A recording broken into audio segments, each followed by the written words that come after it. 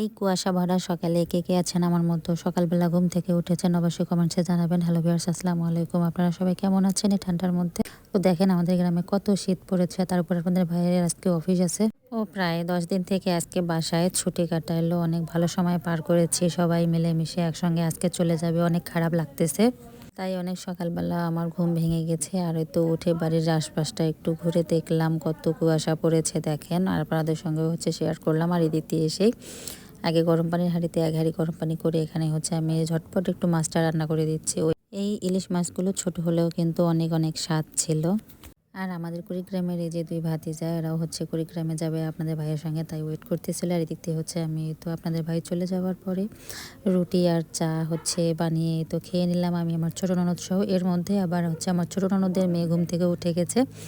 ওর শরীরটা ভালো না, গতকালকে থেকে আর কি অনেক বমি করতেছে। আর এই সময় কিন্তু বাচ্চাদের এই সমস্যাটা খুবই হচ্ছে, একটু ঠান্ডা লাগলে, যেহেতু সিজন চেঞ্জ, তার উপর ঠান্ডা লাগলে কিন্তু বমিটা হচ্ছে। তো সবাই একটু বাচ্চাদেরকে নিয়ে সতর্ক থাকবে। আর এদিক দিয়ে আমার ননদের ছেলেও ঘুম থেকে উঠে গেছে। তো যাই হোক, তো আমি আমার ছোটো ননদ সবাই তো রুটি চা খাওয়ার পরে আবার রান্না শুরু করে দিলাম। পালং শাকগুলো কয়েকদিন আগে আপনাদের ভাই নিয়ে আসছিলো, তো এগুলো বেশি ফ্রিজে রেখে দিয়েছিলাম। এগুলো এখন পানি দিয়ে একটু ভেজে রেখেছি, ভেজে রাখার পর ভালোভাবে পরিষ্কার করে এখন ছোট ছোট করে কেটে নিচ্ছি। এভাবে পালং শাক পরিষ্কার করার পর কেটে নিলে কিন্তু এর পুষ্টিগুণটা ভালো থাকে। আর একটু আলু চিকন করে কেটে নিয়েছি, আলু দিয়ে আজকে ভাজি করব। এই পালং শাকটা আমার কাছে অনেক অনেক ভালো লাগে, মাছ দিয়ে রান্না করে খেতেও ভালো লাগে। আবার এভাবে আলু দিয়ে গরম গরম ভাজিটা কিন্তু অনেক ভালো লাগে। আপনাদের কেমন লাগে অবশ্যই অবশ্যই একটু কমেন্টসে জানাবেন।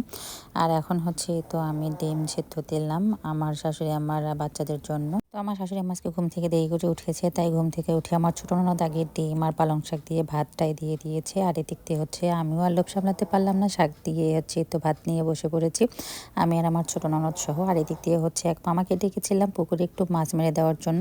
তো অল্প সময়ে ঠেলা জাল দিয়ে মাশাল্লাহ বেশ কয়েকটা মাছ তো ধরে দিল।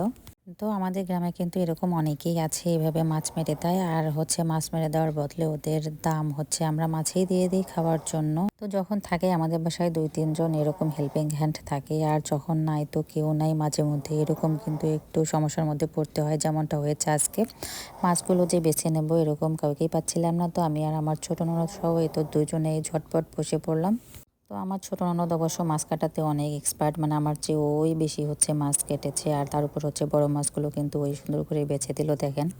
আমাদের পুকুরে যে এত বড় মাছ ছিল, এগুলো কিন্তু গতবারের মাছ, আমি তো দেখে অবাক। আর এই মাছে আবার ডিমও হয়েছিল দেখেন। মাছগুলো কেটে ভালোভাবে পরিষ্কার করে ডালার মধ্যে পানি ঝরতে দিয়েছি। আর এদিকে আমার ছোট ননদ আবার খিচুড়ি রান্না করলো বাচ্চাদের জন্য। আর আমি গোসল করে একটু বাইরে আসলাম যে রোদটা দাঁড়াবো, দেখি নাই রোদ প্রায় শেষের দিকে, যেহেতু এখন আছরের আজান হচ্ছে। আর এদিকে ডেকোরেশনের কাজ চলছে, যেহেতু সামনে ওয়াস মাহফিল হবে আমাদের এখানে। আর আমার ছেলেও অনেক কাজে হেল্প করতেছে। তো ভিডিওটা এখানে শেষ করলাম। আল্লাহ হাফেজ, শুভরাত্রি।